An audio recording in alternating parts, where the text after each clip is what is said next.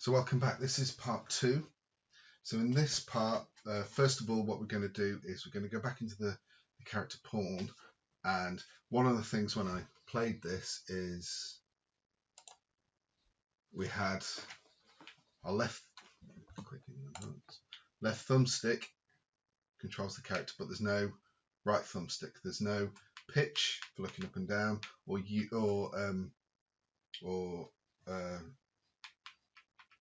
well, there's no yaw, so the character can't actually look in a, go in a direction. So I've got to sort that out. So that's next. So what I'm going to do is go into my, if I can start it, they're all named the same thing. Go into my pawn. I'm going to add these things to my pawn. So I'm going to put an input axis.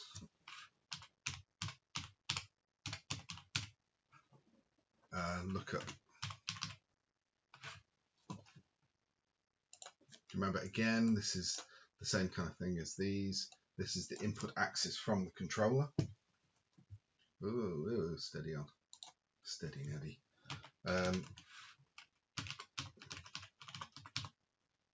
So add controller pitch input.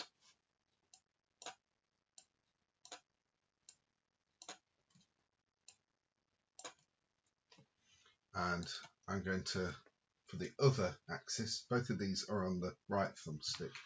I'm going to put an input axis and then we'll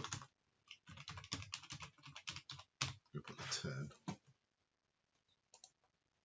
Remember the turn, the lookup rate and the turn rate were both from the mouse. So add controller. Ooh, steady on.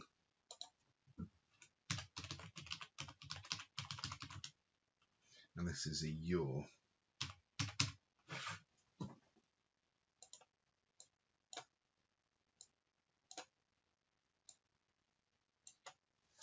Okay, so now we've done the pitch and the yaw. So just give me a second. I'll actually see if it works. So apologies after what I just said, because I said that these are the ones for the controller lookup rate and the turn rate.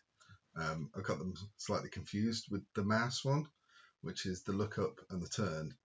So if I save this, just put the lookup rate and the turn rate into the axis controller.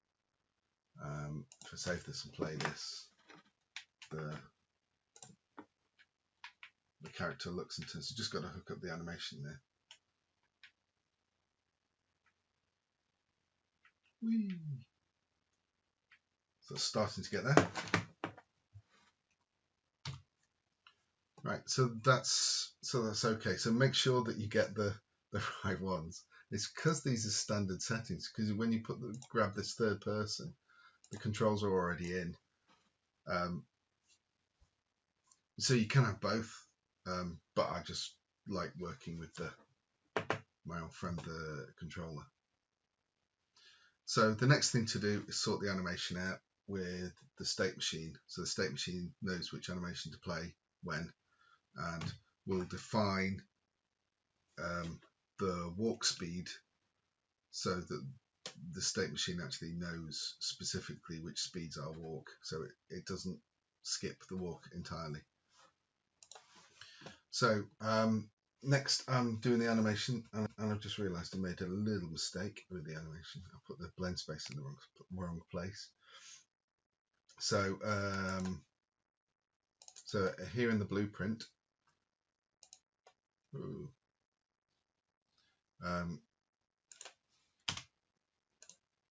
rid of that. So I want to create a new blend space, and then I need to put my asset in that. So let's call that idle walk sprint blend.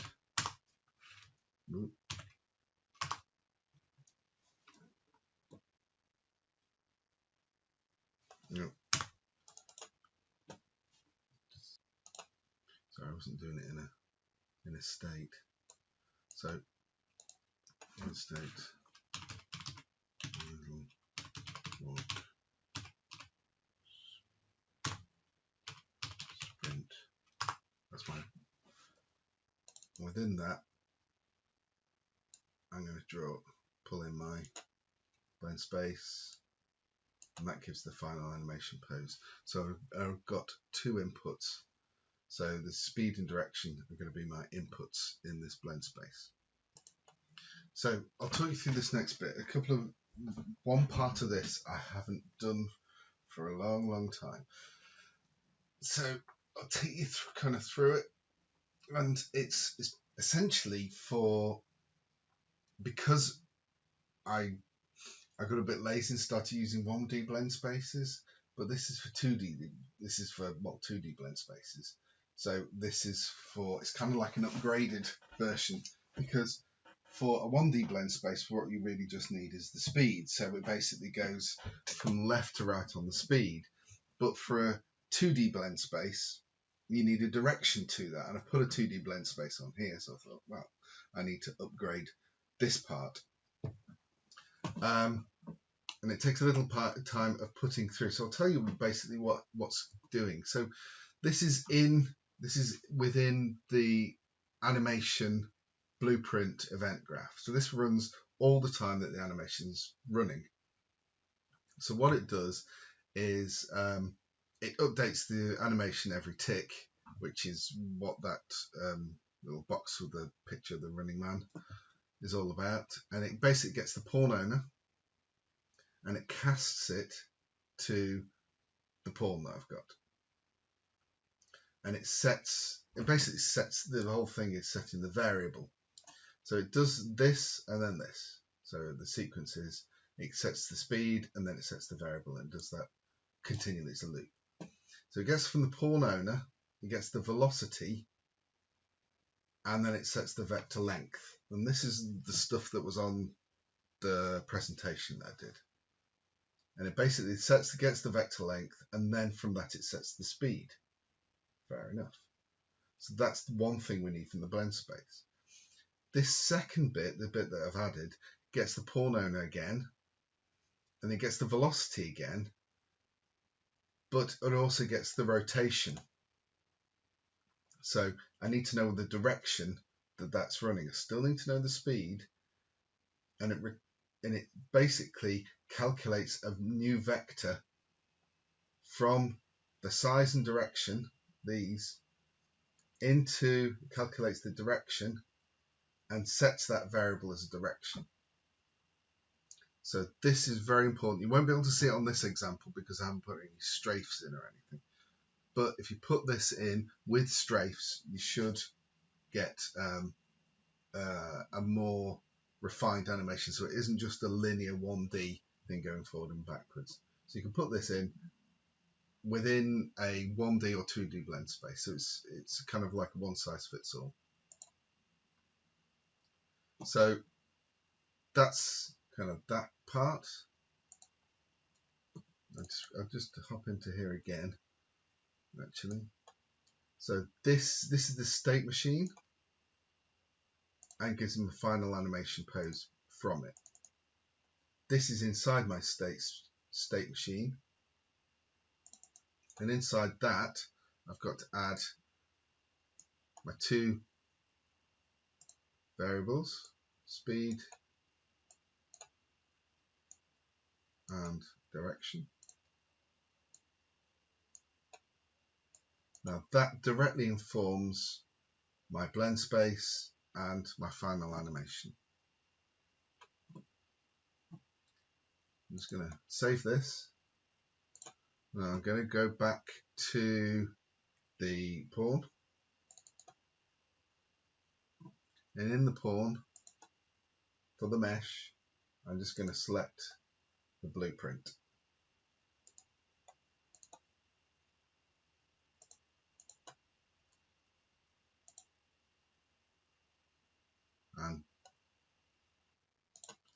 And let's give it a go. I actually just did try this, which is why the screen's changed, just to see. I don't want to do the usual thing of, why isn't it working? So it does work. So I've got, that's my pawn. I can see the idles working. So he walks for a little bit of truck push harder, and he runs with this ridiculous robotic run he's got.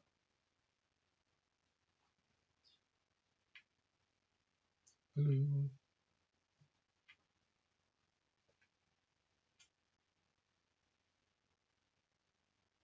But it works.